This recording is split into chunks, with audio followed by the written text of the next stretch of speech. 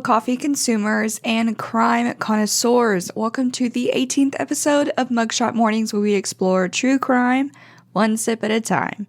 As always, I am your host, Sydney, and today I have a very new and pretty gruesome story for you guys. So if this is something that you have heard about and you know the story, obviously I'm not really contributing any new information. A lot of people have covered this case, but this case is very interesting to me. So lock in. Today's episode, we will be discussing the murder of Shad Therian, whose murder shocked the nation. The case of murderer Taylor Schabusiness and a victim, Shad Therian, is a chilling, heinous story that has captivated the true crime community with its shocking and disturbing elements. In February of 2022, the city of Green Bay, Wisconsin, was rocked by the discovery of Shad Therian's dismembered body parts scattered around his home. The case began when police were called to Therian's residence after his mom found a severed head in a bucket in the basement. This case is a very hard one, so just prepare yourselves. But as always, before we get into the video, what are we sipping on today, guys? I did go back to Scooters. I know the past couple of times I've made my own, but I ran out of 3 things and I just wasn't in the mood today. So I got something at Scooters. It's their new holiday coffee. So y'all, it is phenomenal. I got a iced grandma nut latte with oat milk, and I asked for cold foam. I've already sucked it all down. You can see it. Oh, that's probably not the right wording. Anyways, I almost said swallowed. That made it worse. So I added brown sugar and caramel to the cold foam as well. Y'all, I am a genius. I'm a genius. Hey, sorry about last week. Yeah, last week's episode, it was a fun video, but the very beginning was really hard to edit after I filmed it. So hold on, let me back up. I filmed that on November 11th, and that week, I don't know what happened, but I was unable to upload it. I went through for a few days trying to get it to upload, and it did not. So it finally uploaded, but I had it set as scheduled, but it was Sunday last week. So I went 2 weeks without uploading, and that's my bad. I will say that I'm trying to be as consistent as possible, but I do, hey Morgan, last video, I don't know if y'all saw, but, Morgan, last video, I don't know if y'all saw, I literally had 2 nails on. And Morgan, my nail tech, watches these, and she went and got my nails done last week, and she said, yeah, I was watching your video, and I was wondering what happened. I was like, yeah, girl, but we're back. We're back now. We are back and set correct. Anyways, I do like to just kind of let people know who maybe this is their first episode that they're listening to, the very first video that they came across. I do have 2 jobs, and I'm in school, and I don't think people really understand how long the process is to make a video. It seems like it's very chill. Oh my God, it isn't actually. Doing the research for it, taking the time to sit down and film. I always like to try and film whenever my husband isn't here, and today it's Sunday, and he had to work, so that way he could be off on Thanksgiving. Me trying to film, edit, do the research, edit some more, plan for new episodes. It's a lot, okay? I'm doing a lot of work, and I'm not trying to be give me mercy, but I'm trying, okay? I'm really trying. And hey, Japan, what is going on? I have 35 listeners in Japan. What are y'all doing? That is so crazy. Thank you guys for the love. I have now I'm almost at 1,000 monthly listeners on Apple Podcasts. Thank you guys. I did not expect it to grow this fast. Me getting my first 1,000 subscribers on YouTube took years. So it was really cool to see, and I'm very appreciative. Thank you guys so much. I really put a lot of time and effort into this. So seeing that it's paying off and people are enjoying it, Thank you. It's awesome to see.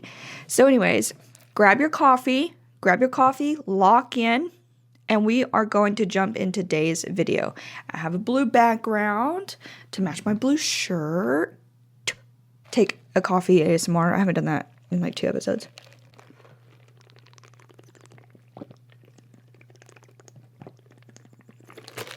That was a long one, but I needed a chug. Okay, so today's video, this one's a lot, you guys, okay? This one is very, very, very gruesome, okay? So this is based off of a woman who murdered someone. And I know that sounds like almost unimpossible, but what? That's not a word. Impossible. But yeah, this is, when I was doing the research for it, when I first heard it, I almost like couldn't believe it. And also the way she acted in the court, this one is wild, okay? So just kind of prepare yourself because it is a pretty hard listen. So we'll get into today's story. Shadrach Therian was born on September 7th, 1997 in Green Bay, Wisconsin, to Terrera Panic and Michael Therian. He grew up in the Green Bay area with his 2 sisters and a brother. Shad did attend at Bayport High School, but in 2015 he dropped out of school and did not complete his education. Despite him dropping out, he did work in the family business with his father and grandfather. Shad's family described him as a very kind and compassionate soul. He loved games, camping, and spending time with his family. He was also known to be very passionate about music and was a talented artist who enjoyed wood carving. In high school, Shad started dating someone named Taylor Coronado, later known as Taylor Schabusiness. According to Shad's father, Michael, Taylor was a polite girl at the time. Their romance didn't really last long. It was a little less than 2 years, but after they broke up, they still stayed friends. Now, Taylor Denise Coronado was born to Arturo and Marlo Coronado on November 23rd, 1997 in Evanston, Illinois. She grew up in the Chicago area and it was with her younger brother, AJ. When Taylor was in the 4th grade, her family moved to Green Bay, Wisconsin for her father's job. Taylor's early life was mostly stable, but her mother, Marlo, passed away from cirrhosis and complications related to alcoholism when Taylor was only 11 years old. Her father, Arturo, described Marlo's death as unexpected, noting that the night before, he and Marlo had spent a quiet evening together watching a movie. By the next morning, she had passed away in her sleep. It was very sudden and it was very tragic to the family. The loss of her mother deeply affected Taylor, which led to a lot of behavioral problems in school. Around this time, she started to struggle in school because of these behavioral issues, and there was once a time that she stole something from another student, but her father kind of passed it on as harmless trouble. He didn't really think anything of it. However, her behavior did escalate, and it prompted Arturo to seek help for her at Nicollet Psychiatric Center in Green Bay, Wisconsin. Taylor was prescribed medication after her visit, but she refused to take it after she returned home. Things only seemed to get worse after her father remarried. Around this time, Taylor started dating Shad in high school, but this didn't really help her behavior. By her senior year, she was expelled from school due to fighting, and then she moved in with her grandparents. Now, her grandparents did live in Texas, so she did have to move states, and she finished her education in 2016 at Cotulla High School. Taylor briefly attended Grand Canyon University in Phoenix, Arizona to study electronics and computers, but she only dropped out very shortly after. She then found work as a machine operator at Saputo Cheese in 2018, where she was employed for about 2 years. On February 14th of 2020, Taylor married her first husband, Warren Chabot, or Chabot. I don't remember the pronunciation, but over time, the couple began using the last name Shabs and even tattooed each other's names on their necks. Unfortunately, they also began heavily abusing methamphetamine. Taylor had experimented with marijuana at age 12 and started using cocaine and meth by the age of 18. By age 22, she was reportedly using meth up to 10 times a day. The couple's addiction fueled a downward spiral. 4 months after their wedding, Taylor was arrested for erratic behavior, including wandering incoherently and attempting to walk into oncoming traffic. She was charged with battery against an officer and resisting arrest. 2 months later, Taylor was involved in a high-speed police chase, almost wrecking several times before she was ultimately arrested.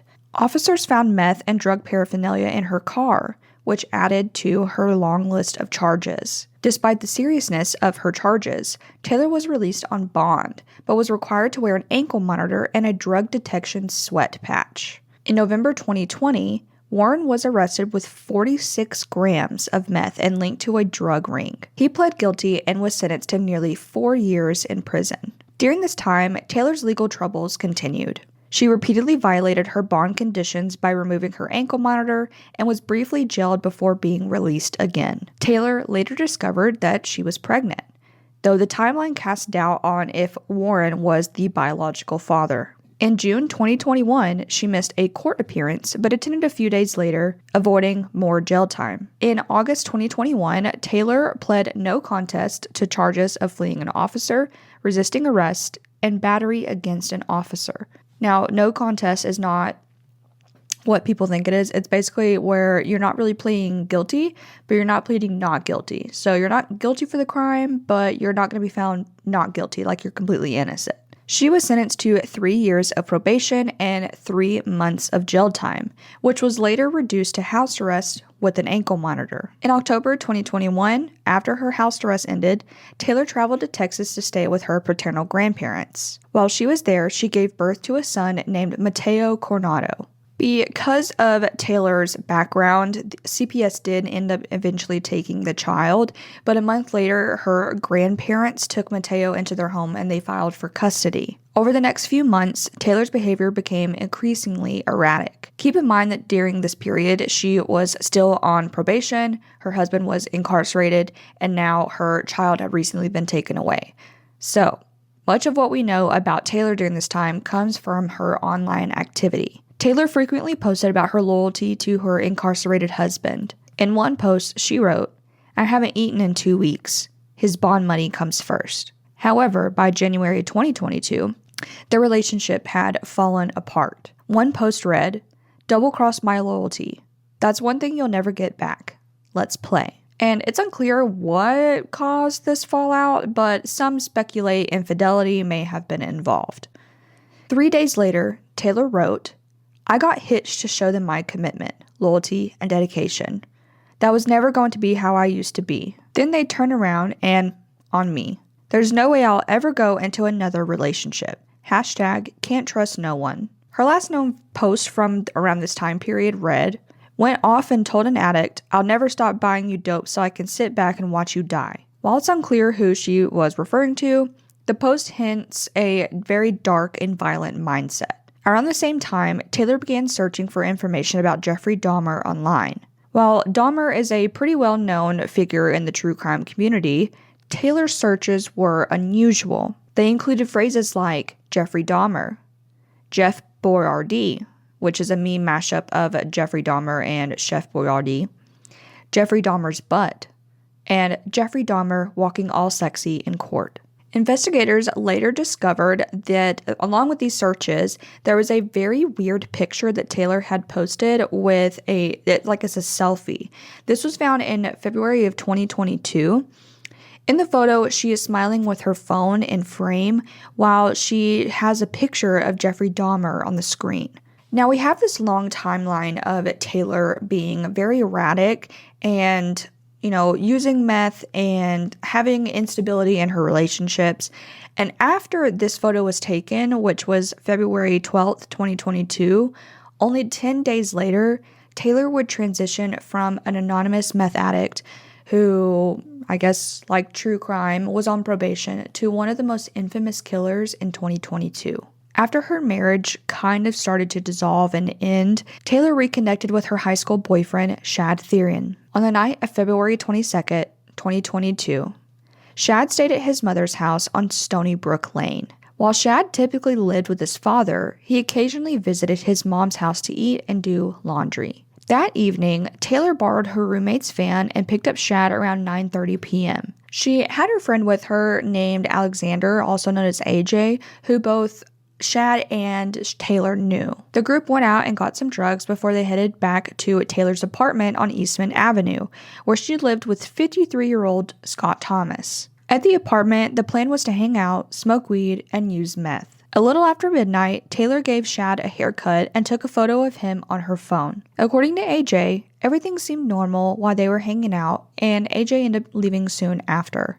Once AJ had left, Taylor and Shad consumed trazodone together. Trazodone is a prescription sedative and antidepressant often used recreationally as it is very calming. Many people will combine it with other substances such as alcohol, ecstasy, or methamphetamine to heighten its effects on the body. At this point, Taylor had marijuana, meth, and trazodone in her system, and we don't know, maybe even more. This is a very dangerous mix of a bunch of substances in the body. I mean, even one is very dangerous, but having all of these chemicals in your body all acting at the same time, very, very, very dangerous. In the early morning hours of February 23rd, 2022, Taylor and Shad drove Scott's van back to Shad's mom's house, Tara. They went downstairs to the basement without seeing or speaking to Tara or her boyfriend, Steve Hendrick, who were upstairs. Tara assumed Shad and Taylor were home because she heard Taylor's voice and saw the van parked on the street. Around 2:30 a.m.,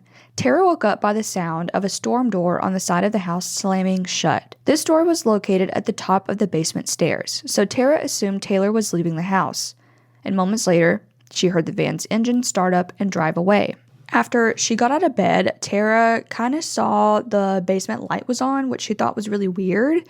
So she thought maybe Shad had left the light on, so she went downstairs to turn it off. Initially, she didn't see Shad and assumed that he had left with Taylor. But just as she was about to head back upstairs, she noticed a 5-gallon bucket in a kind of a weird place on the ground, and it was near the bottom of the basement stairs. And over it was a towel. It was just kind of draped over this bucket, and it was new. Like this, she didn't recognize what this was. Out of curiosity, Tara lifted the towel, and inside of the bucket was her son Shad's decapitated head. I genuinely cannot imagine what she might have been feeling at this time. She didn't even know what she was seeing, and she ran upstairs to her boyfriend to get him to come down and look at the bucket and kind of confirm if what she is seeing is real. Steve, obviously, whenever she's explaining to him, like, I think Shad's head is in this bucket, Steve didn't believe her, and he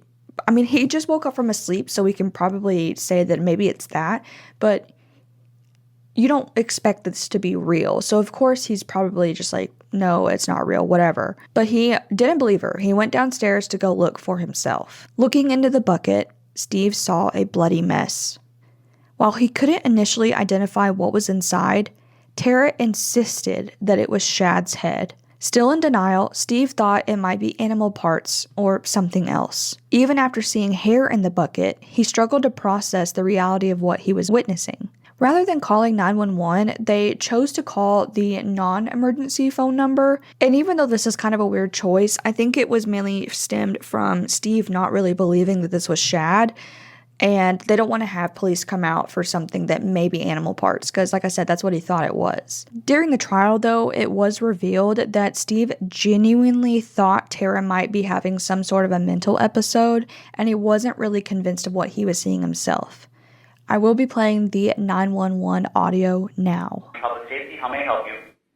Yes, I'd like an officer at 829 Stony Brook. My friend just woke me up and swears that she found her severed head of her son in the basement. Okay, can you repeat the address, sir? 829 Stony Brook. Okay, Stoney. Is it EY, right? Yes. No E. Just that one. Is that a house, apartment, or duplex? It's a house. What's your phone number? My number is 327-3748. My name's Steve. 327-3748? Yes. What's your last name, Steve? Hendricks. Okay, tell me what's happening there again? I have no clue what's happening. My girl swears that she's found her severed head of her son in the basement. Did you go down there? In a bucket. I went down. I can't tell what the fuck it is. Pardon my language. I'm kind of a little freaked out. Okay. Did she just wake up and say that? Yeah. And whose head is it? She's claiming it's her son. How old's her son? 24, 25? Has he been missing, or? No, yeah, he was here yesterday with some chick, and then now all of a sudden nobody's here. And she came up to use the restroom a couple times, and she keeps calling and calling, and now she's saying that she hears the phone down there too. Okay. Is she with you right now? Yes, yeah, she's upstairs. She's a little freaked out, and I don't know what to do. Okay. All right. Stay on the line. And you said you went down there, correct? Yeah, and I lifted the toe, but I can't see very well, and I can't tell what the hell it is. So there's something in the bucket. There's something in the goddamn bucket there. Okay. If she won't look again, I don't know what the hell, man. Do you think she's hallucinating, or do you think that? I don't think so. I went down and there's something in the damn bucket. I don't know, man. She's a little freaked out and kind of freaking me out. At 3:37 a.m., 2 police officers showed up to see what Tara and Steve were talking about. The responding officers looked in the bucket and confirmed that it was a human head. The body cam footage is actually how I found out about this case from TikTok, and that is the reason why I wanted to do this video, so I'm about to show you the body cam footage now.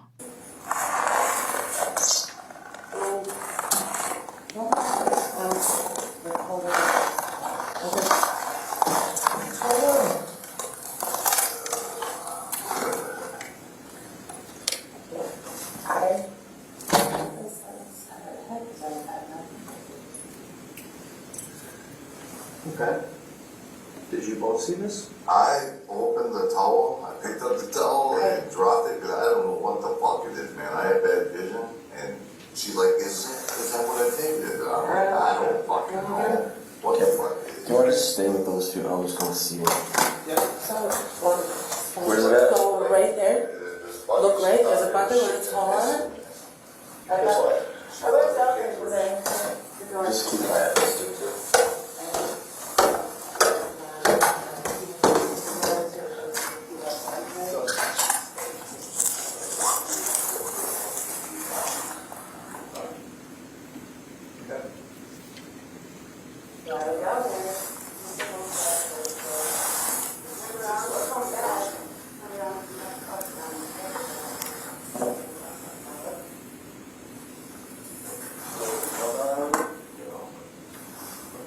Dude, it is. Okay. What? Your one is no longer, I was looking at it. Oh my fucking god, this.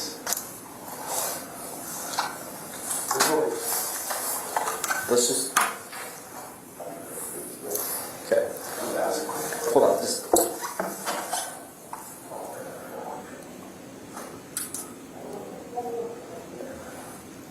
That's real, right? That's real, though. Other officers were sent to Taylor's apartment, as Shad's mother confirmed she was the last person to be with her son. At Taylor's apartment complex, officers spotted Scott's van in the parking lot. They walk up to the van, they have their flashlights, and they're shining inside of the van to see what they could find. They found a lot of trash, a lot of junk, and there was a crock pot box. Now, what they did not know at the time is that Shad's dismembered legs were in this box. Near the front of the van, they also noticed a bloody footprint in the snow. As the officers stood near the vehicle, the van's doors suddenly locked. Taylor had been watching them from her apartment and she used her key fob to lock it. After she had locked the van, she did come out to speak to police, and police asked, "Do you know why we're here?" And she thought maybe it was because, she took off her ankle monitor and there's a warrant out for her arrest.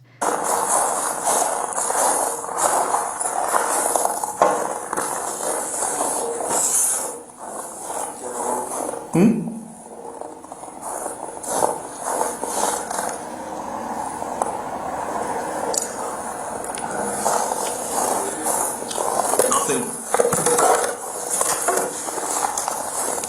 Hey.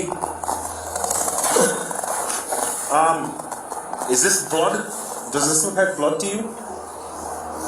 Or am I just tripping? Bloody footprint? You see this right here? Could possibly be blood. Footprints on the path.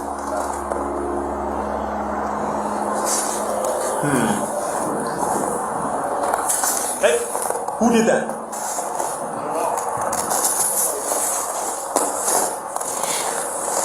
Hi, Taylor. How's it going? Officer Russell with the Green Bay Police Department. Just make sure you ain't got nothing on you here. With Taylor. Contact with Taylor. Taylor, you have one more for your wrist. Just put your hands behind your back, quick. Anybody else in your apartment? You got blood on your hands here, too. No, on your hands. Okay, yeah, we're gonna have to. What apartment is it? What apartment are you in? Do you have it? Adam, can you come up? You got someone in, get up here. But I couldn't find if it was because of the warrant and her taking off her ankle monitor or suspicion for Shad's murder.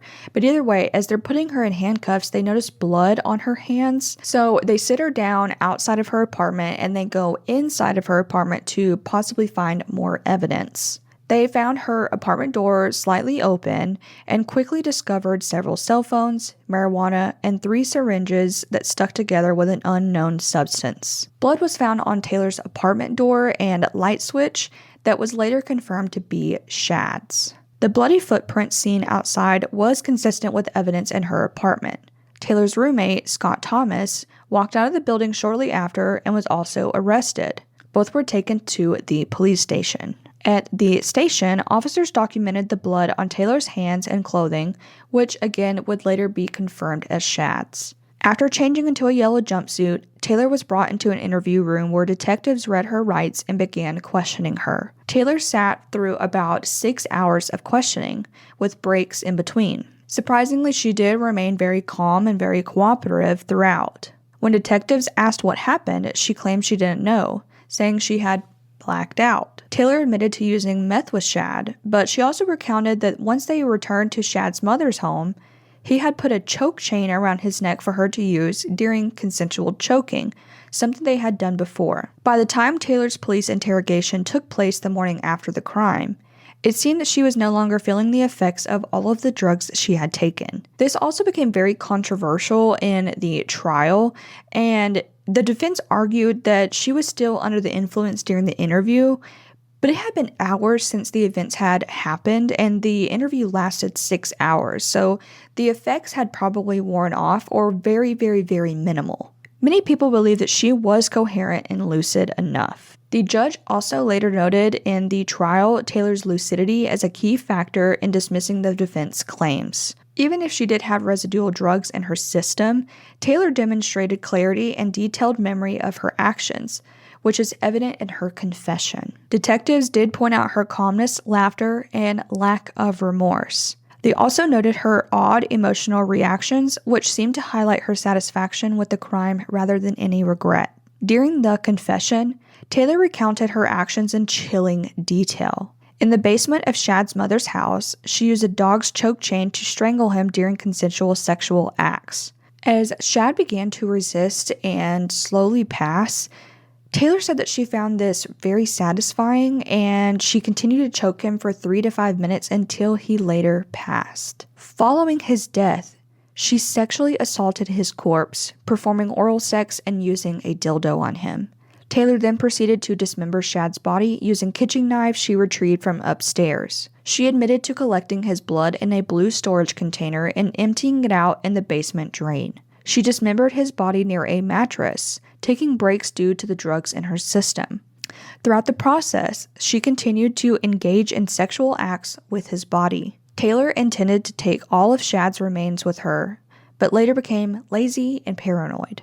She placed Shad's head in a bucket, planning to save it, but forgot to take it with her. Ultimately, she left with his left leg, left thigh, right thigh, and she stored it in a crock-pot box in the van.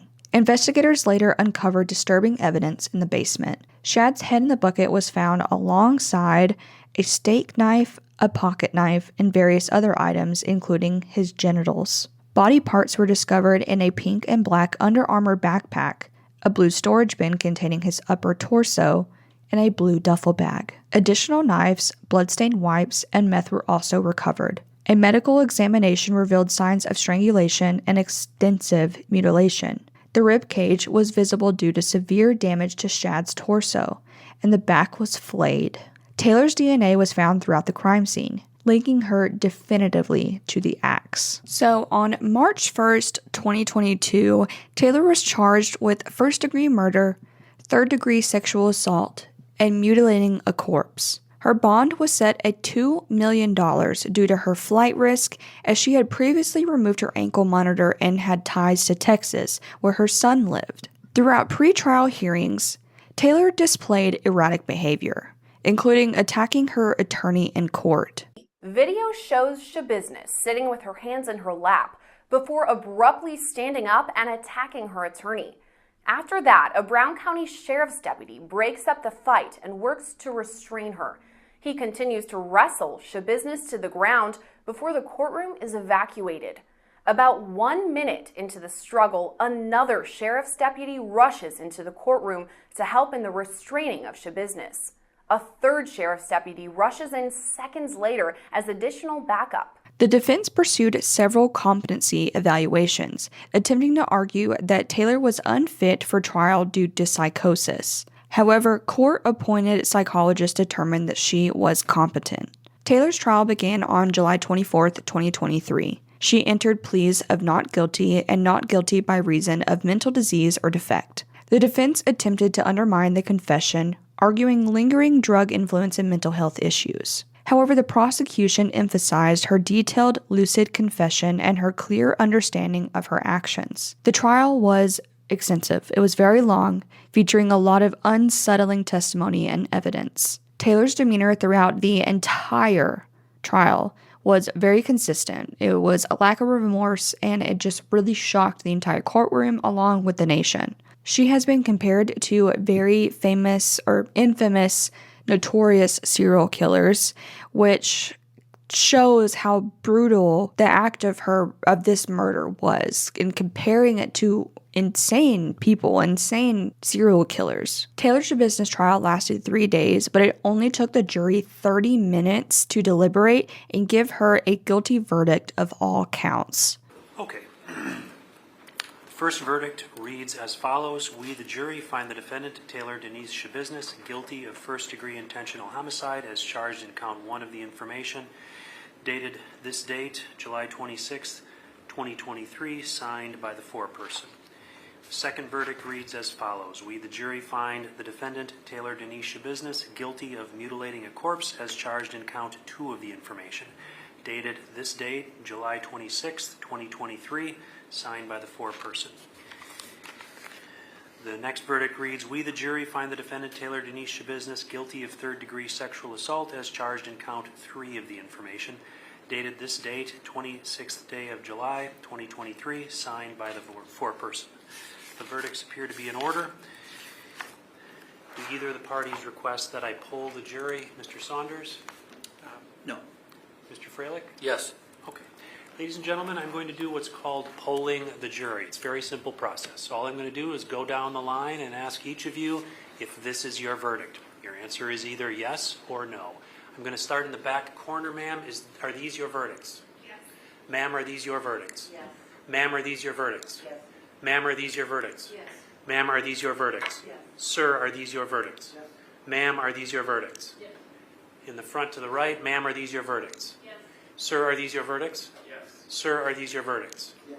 Sir, are these your verdicts? Yes. Ma'am, are these your verdicts? Yes.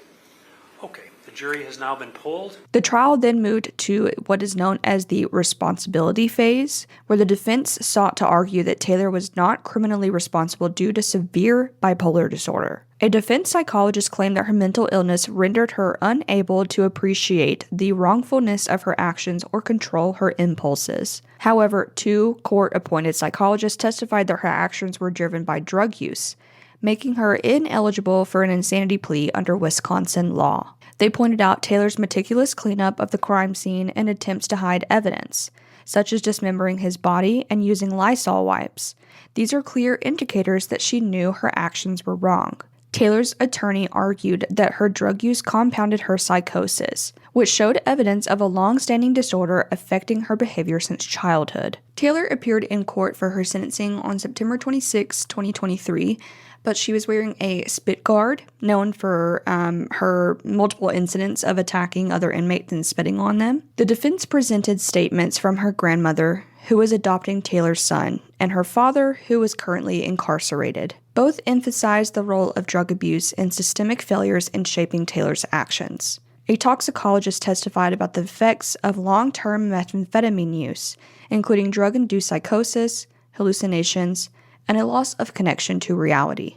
During sentencing, also, impact statements were made by Shad's uncle and father. Shad's father offered an extraordinary display of forgiveness, addressing Taylor directly. "Taylor, I just wanted to say that I forgive you for what you've done to my son. You made a bad choice, and now you have to live with it. But I believe everybody makes bad choices, and there's still hope for you. It does no good for me to hate you. I wish you no harm, and I hope things go well for you." Okay, if you could just, sir, before you start, if you just state your name for the record. Michael Therian. Okay, go ahead. Taylor, I just want to say that I forgive you for what you've done to my son. And yeah, you made a bad choice, and now you have to live with it.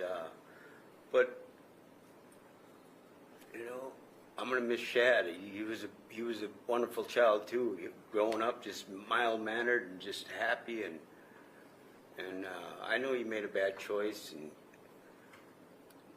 like I said, I forgive you, and I'm gonna ask the judge if he can, you know, if she can see the streets again sometime. You know, it may not be soon, but I believe everybody makes bad choices, and maybe not to the scale, but I think there's a lot of hope for you. I think, you know, you can make use of your time and be a better person, and do great things yet, you know, so it does no good for me to hate you, you know. I know you got a heart, I know you got a mind, and I wish you no harm, and I hope things go well for you. That's all I got to say. Okay, thank you. This act of grace was very surprising to not only the court, but everyone, including myself, because Taylor had no emotion throughout the entire trial, but her demeanor throughout her trial suggested that there was maybe an attachment from other people, rather than repentance and remorse. Maybe she just has a hard time connecting, which obviously can best be explained with how she does not connect with people anyways, based off of her murder. But the court ultimately did sentence Taylor Schabusiness to life in prison without the possibility of parole and an additional 10.5 years. This ensures that she will never be released. Taylor's defense attorney also told the court that she would speak on her own behalf before she was sentenced. But when the judge asked Taylor, "Is there anything else that you would like to say?" she replied, "No, there isn't." Now, I don't think that I have said, Taylor at the time of her sentencing, at the time of the crime, she was 24 years old.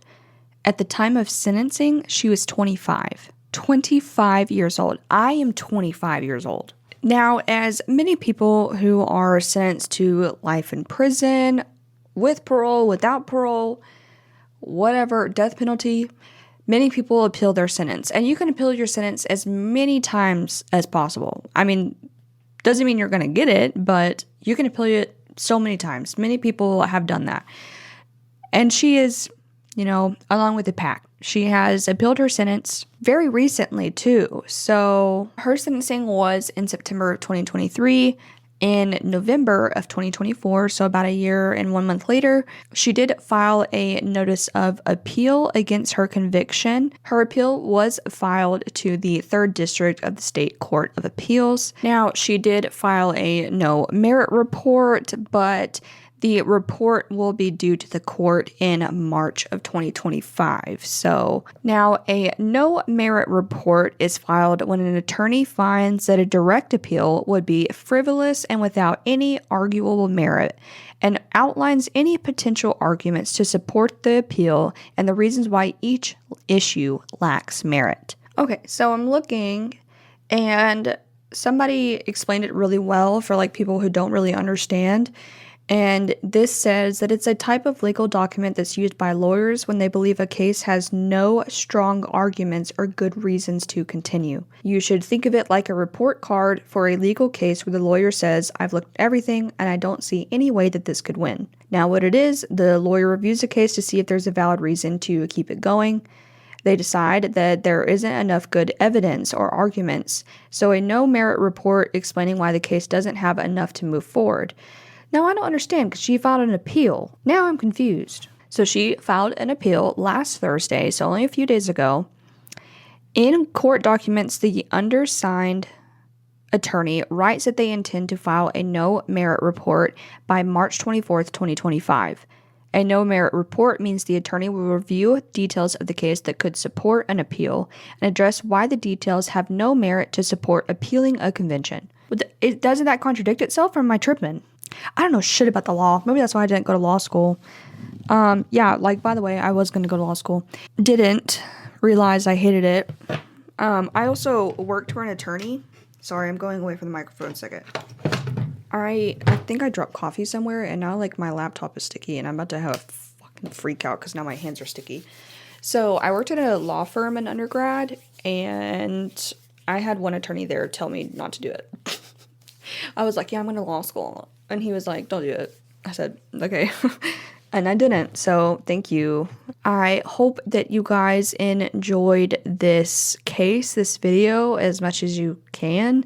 I mean, this was an insane one. I don't even know where to begin with some of this. Like, thinking of the lack of remorse for her dismembering a body and smirking in court, attacking her lawyer, spitting on people. Was this like for fame? I mean, it doesn't make sense to me. Like, and there wasn't even like a motive as to why she did it. And she even said, like, I don't know why, but I just couldn't stop. So like, she just murdered someone. And I think that's the scariest thing because it could just like happen. Like, you know, there's literally nothing that provoked her to do this. And that's what it is. Oh my God, I landed in something sticky again. Ew. Okay, you guys, I think that is it for me. I think we can wrap this one up today. Thank you guys so much, as always, for listening. If you are on audio only, please be sure to rate this podcast 5 stars and review it if you would like. And if you are on YouTube, please be sure to like, subscribe, and tell your friends. Again, I do have codes and links down in the bottom. The Movavi code for 15% off, it is good until December 15th of 2024. So right up until Christmas. Well, I guess 10 days before Christmas. So it's good for a few more weeks. Y'all got a few more weeks with that code, and then it does restart and I'll get a new code. So if y'all are listening after December 15th, just check and see the timeline and see if this code works for you. So yeah, I thank you guys so much for listening, and I will see you guys in the next episode. Bye.